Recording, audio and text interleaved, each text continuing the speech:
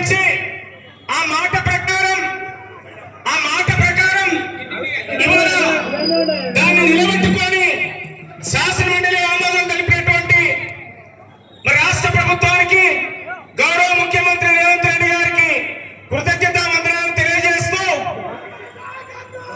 భవిష్యత్తులో జరగబోయేటువంటి కార్యక్రమాలు కూడా ప్రభుత్వానికి కృతజ్ఞతగా రేవంత్ రెడ్డి గారికి కృతజ్ఞతగా తెలియజేస్తూ తెలంగాణలో ఉన్నటువంటి మాదిగ ఉపకులాలందరూ కూడా కృతజ్ఞతగా భావంతో పనిచేస్తారని చెప్పి కోరుతూ మాదిగ జాతిని వల్ల గెలిపించి అద్భుతమైనటువంటి రిజల్ట్ అద్భుతమైనటువంటి వారు ఇచ్చేటువంటి మాట నిలబెట్టుకునేందుకు మరొకసారి కాంగ్రెస్ పార్టీకి గౌరవ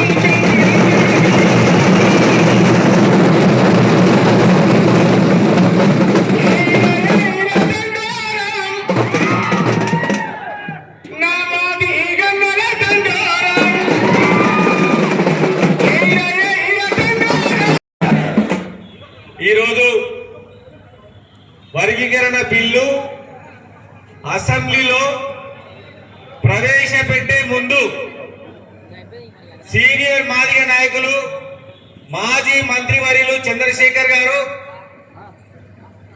చంద్రశేఖర్ అన్న గారు, ఏఐసిసి కార్యదర్శి అన్నగారు సంపదన్న గారు, మన ఎస్సీ కార్పొరేషన్ చైర్మన్ నగరి గారు ప్రీతం గారు, మన నాయకులు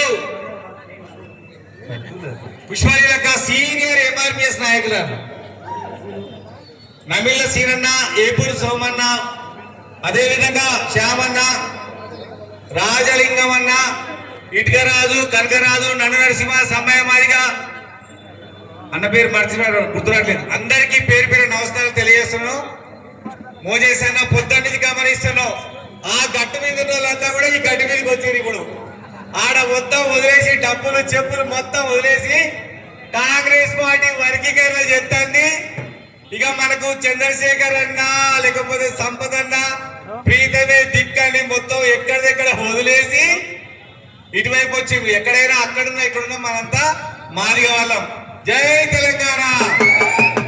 మిత్రులారా, మనం అందరం ఒకటి ఆశించినాం. చేవెళ్ళ డిక్లరేషన్ లో ఏఐసిసి ప్రెసిడెంట్ గారు ఖర్గే గారే పార్లమెంట్ లో తెలంగాణలో ఎస్సీ వర్గీకరణ చేస్తారని చెప్పిండ్రు.